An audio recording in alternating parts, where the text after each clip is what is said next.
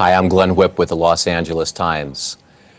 She stars on Portlandia, writes, creates the show. Her band, Slater Kennedy, got back together again, recorded a new album, went on tour.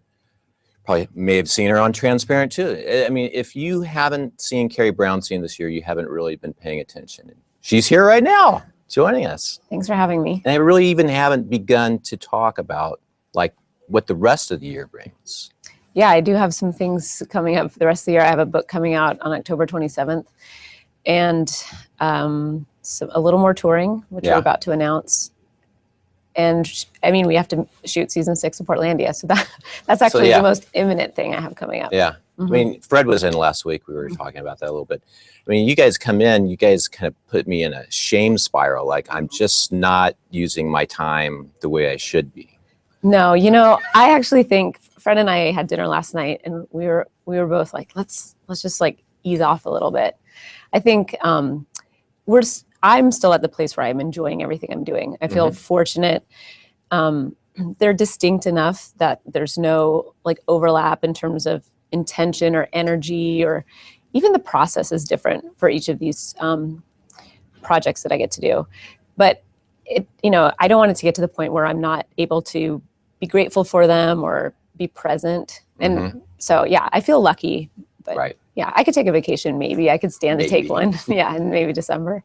But like the memoir, the book that's coming out in October, that's something that you've been working on for a few years. Yeah, a couple years. So it's not like, you know, you just sat down in January and I hope not. I mean, I am envious of anyone that's done that. No one I know that's written a book has done that. I mean, I guess there's those books that kind of come out about current events and you realize they just wrote it in a matter of months because you kind of have to in order for the book to be relevant.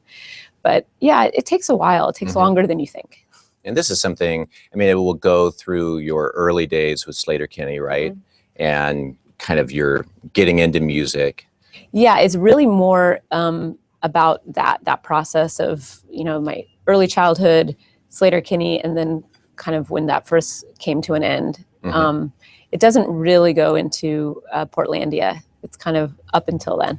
So that will be, you know, volume 2. It's like Dylan's Chronicles. Yes. You know, you're going to be coming back. It's just like Dylan's Chronicles. Thank you. Well, if it's just like Dylan's Chronicles, I can't wait. But you're a great writer. I mean, you wrote for NPR's website. And one of my favorite things that you wrote was just recently, it was on your Instagram page. There's a great, you know, check it out.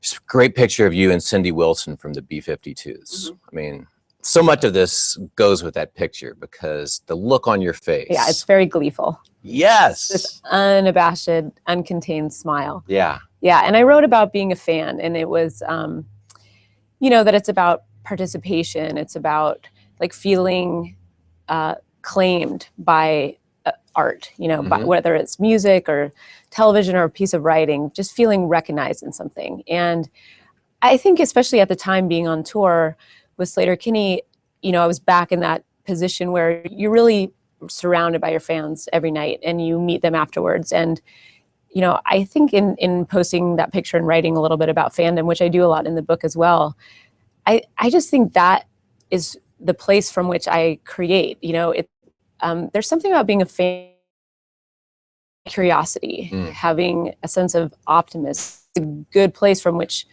to work as well as kind of live, because it keeps you open to change, to adaptation, and just to differences, you know. So yeah, that was a fun night meeting Cindy. What was the relationship? I mean, you said you were meeting fans every night. Were they old fans or were they new fans? Mix of both? I mean, were people discovering the band?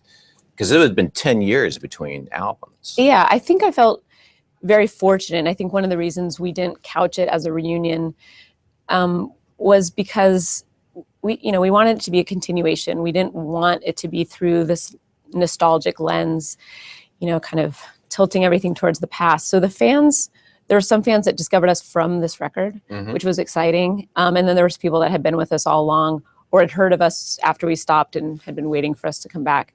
But let's be honest, the people that wait around after the show, those are the kids. Those are, you know, they're the ones you don't have to get home to the babysitter.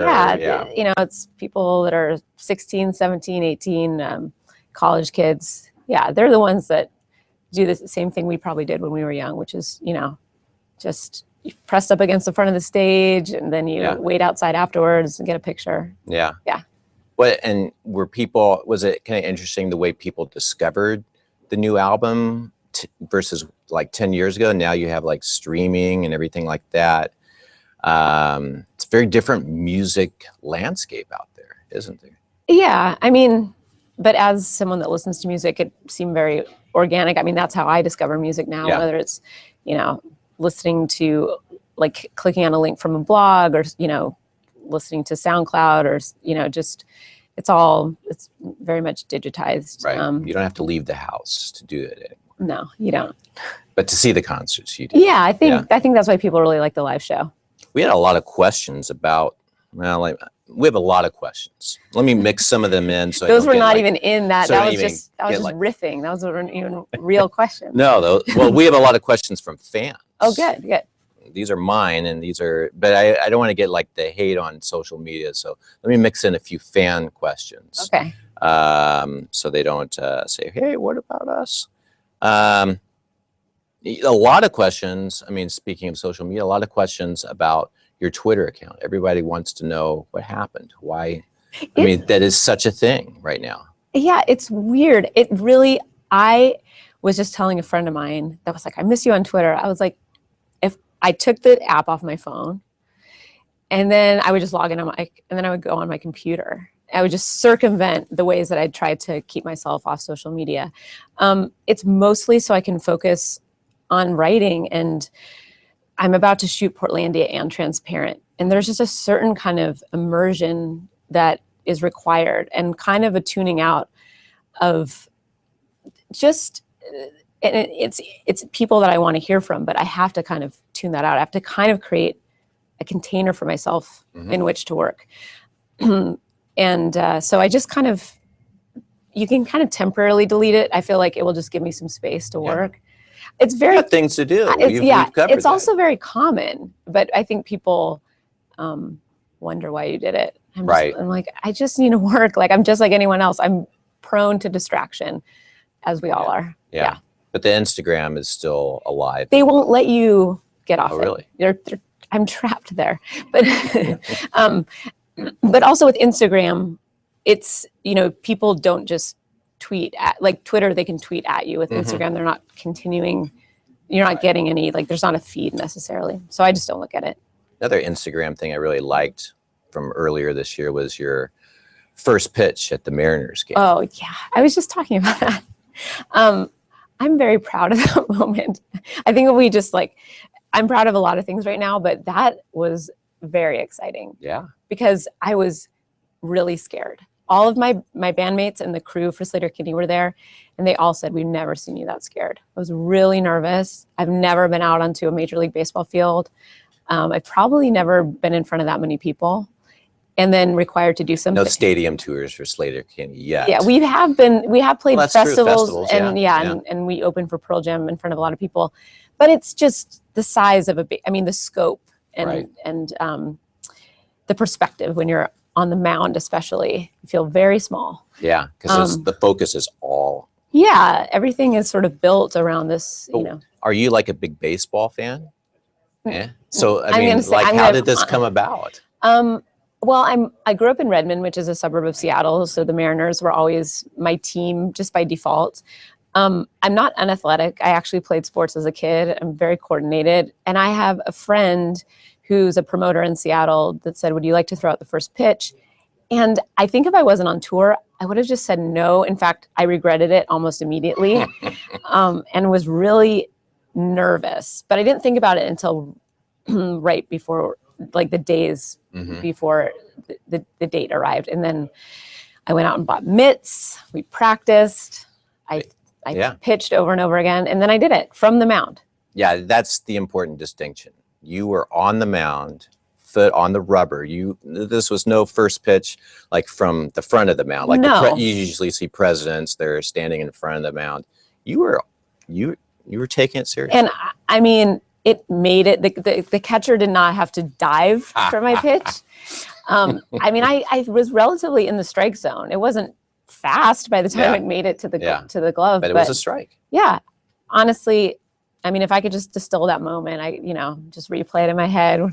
Yeah. But no, I felt the sort of weird dance that I did when it was over was just pure relief. I've never done that dance before. I'll never do it again. It was like skipping and raising my arms in the air. It was very silly. Yeah. I think Snoop Dogg last night threw out a first pitch somewhere. How'd he do? It was not a strike. Well, this was either in a dream that I had last night, or I think it actually did happen. Everyone tells you when you tell them that you're going to throw a first pitch, they're like, you got to see 50 Cent's thing, or you have to see, there's Mariah Carey's, there's a lot of people that haven't achieved the first pitch. Yeah. Yeah. Mm-hmm. Wow. We're getting this sign.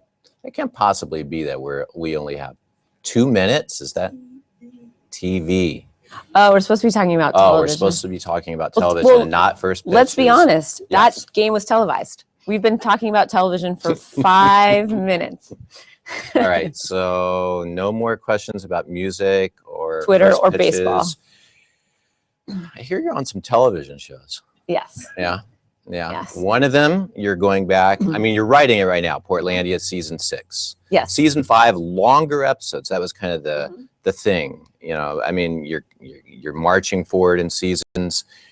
The challenge to do something different, right? Yeah, exactly.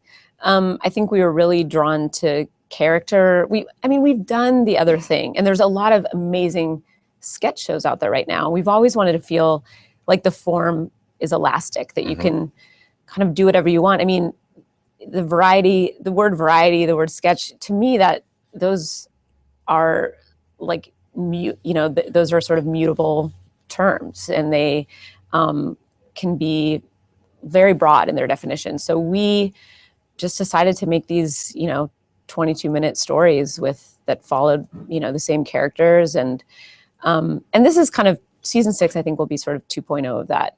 Yeah. Mm-hmm. Continuing along those lines. Yeah, just longer narrative threads. Yeah.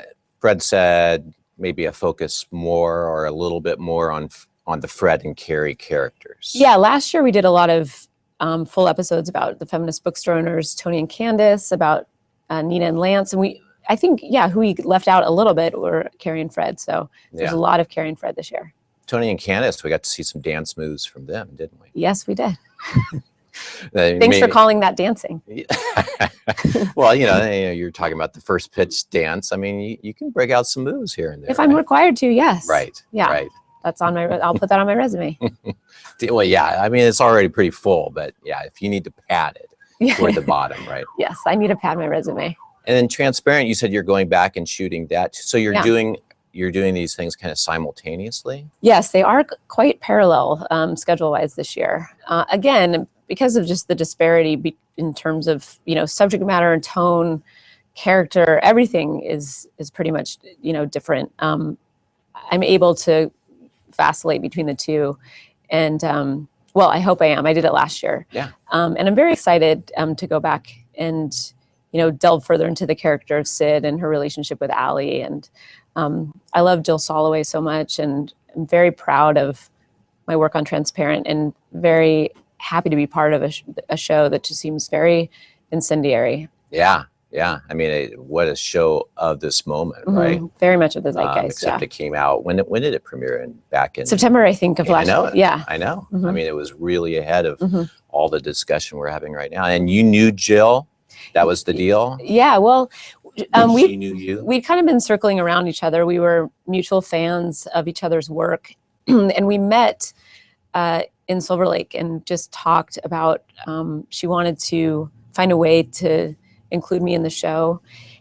And she ended up writing the character of Sid with me in mind, which is very flattering, and just an honor that she would, trust a part of me that really hadn't been on display, right, thus far in terms of performance and character. And so she had trust in me, and I put a lot of faith in her and in her process, and in her writing and the other writers on the show. It was a really great experience. That's what's been just kind of exciting about following the last, few years of your career is you get these opportunities that are so different from anything you've done before. I mean, people were coming to like Slater Kennedy concerts this year and going, well, this doesn't seem like Portlandia. Why are the songs so angry? You know, and Yes. I mean, there's like confusion, but I mean, but Portlandia would have seemed kind of crazy to people who had followed the band earlier, you know? Mm-hmm.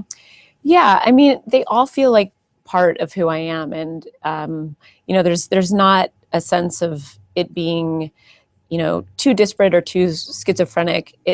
It feels, you know, I've always had the urge to perform. I've always been an observer and used, I think, performance and writing as a way of connecting with other people. And I feel the commonality between all the things I've been lucky enough to do is that people feel a sense of ownership over them. They feel a sense that they're being seen. They feel like they're just kind of in conversation.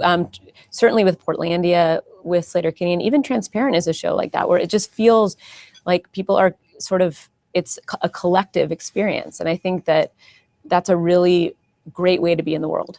Is it still as easy to be an observer at this point in your life, in terms of just like, you live in Portland?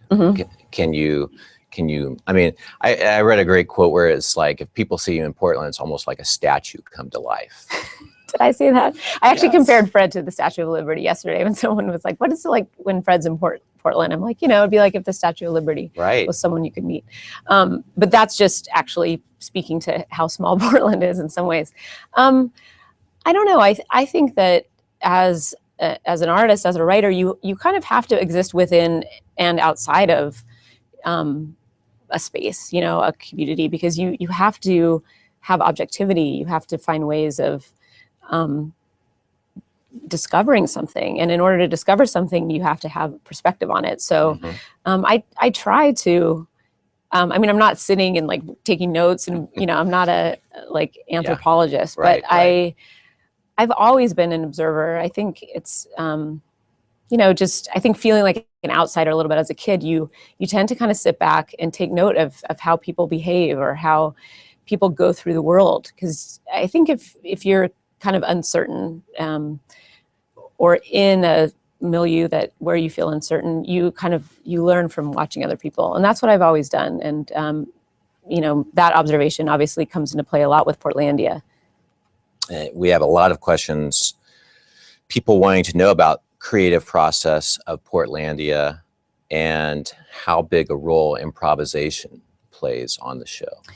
Well, certainly at the beginning. Has that changed? Yeah, it has. I mean, at the beginning, I think we would write sort of a loose outline and emphasis on loose. Like it was very sort of inchoate and like, what, you know, just here's an idea. And we would sort of get into the, onto the set, which is always on location, and kind of make it up to some extent. As we started, you know, season by season, we started realizing that an infrastructure is a lot easier to deviate from. You kind of need like that skeleton. You kind of need the bones in order to like build any like viscera around it. So we started writing the dialogue and being more focused on that. And especially when you're doing a narrative story, you need, you know, beats. You need to know what's happening next. Sure. So as the shows and the sketches have gotten longer, it's more of it. Yeah, it's like 80% scripted and 20% improvised. Chrissy wants to know, which character on Portlandia do you connect with the most? Well, that depends. I think sometimes when I'm aggravated, I connect a lot with Kath. And her and Dave, they're like this very, everything is like at a performance level for them, like very performative, very angry. Like, and I mean, I can be someone with like a sense of dissatisfaction. I mean, sometimes that's a motivating factor for me, but just like getting to 10 really fast, like she tends to do that. And I see a lot of people doing that on airplanes and lines, like whenever they're sort of confronted by any kind of obstacle, with just like a hint of self-righteousness. So there's Kath, and then, but I think a kinder version of myself is someone like Tony, who's just, you know, easygoing. Yeah. I don't know how easygoing I am. Do you have any, well, Mallory is trying to get Amy Poehler to guest star on Portlandia. We would love that. Amy, Amy, let's you're put that watching. out there I'm sure right now. Amy's watching. I bet Yeah. Amy's watching right Well, now. last week we tried to get, Fred was saying that he would like to, well, we kind of put it out there that he should be the voice of the Waze app. So maybe if we put these things out there. But she was asking, Mallory kind of wanted to know, who's a guest star you'd like to have? I mean, when you're writing the shows now, are there like parts that you're kind of now plugging in, sort of hopeful? Yeah, sometimes we do that. We love the cast that we currently have. We love working with Kyle MacLachlan, Steve Buscemi, Jeff Goldblum. We like to bring those people back. Yeah. We'd like to have Kristen Wiig come back. She was on season 2. But yeah, I think we don't necessarily write for specific people, but sure, there's always, the dream casting. Right. I mean, that's the great thing about shows like this and say Broad City is when like these really unexpected people just drop into that universe, and it's kind of fun. Like when we had Anna Gunn on last year and we had all just finished watching Breaking Bad, and I was so like, it was really hard to even like have her like in the trailer and not be just thinking about her character on that show. That it's always, we feel very lucky. Yeah. And it's, going back, it's like a great opportunity for someone like Anna Gunn, who doesn't get to show, not on Breaking Bad too much, the comic side, not too much in Breaking Bad. Yeah. Well, I mean, it always had it was funny. Yeah, it did. Yeah. But I'm trying to think for Skylar, not too much. No. Yeah, a lot of people have come on our show, I think, with that intention, to like Eddie Vedder from Pearl Jam, a very earnest singer and songwriter, takes music and art very seriously, but has a sense of humor and gets to, come on a show and sort of make fun of himself and show a side of him that, is more frivolous and fun. Yeah. Well, we're going to look forward to another season. Yeah, I'm very excited. Season 6. And then season 2 of Transparent. Yes. Carol, Todd Haynes' film, I hear small part. Coming this fall. Seconds of me coming this fall. And but it's supposed to be great. In a very exquisite film. Yes. Yeah. And the memoir in October. Somebody wanted to know if you're doing a book tour for that. I am doing a book tour. See? And I know what those dates are, but I don't think I'm allowed to say. But yes, I will be going around the country. I remember seeing something on Twitter. Somebody wanted to come to New Orleans on this book tour. Okay. How do you not go to New Orleans? I just was in New Orleans. It's a great city. I would go back. Yeah. That's not currently on the schedule, but I'll try. It out. Yeah, and I will when I'm done with the writing and maybe done. See, here's the thing: Transparent and Portlandia are like this year. So if I can find my way through that, and I will get back onto Twitter. But I kind of have better things to do right now. Well, thank you for finding your way to the Times today. Well, thanks for having me. All right. I really appreciate it. And for more of these conversations, go to latimes.com. And thank you for watching.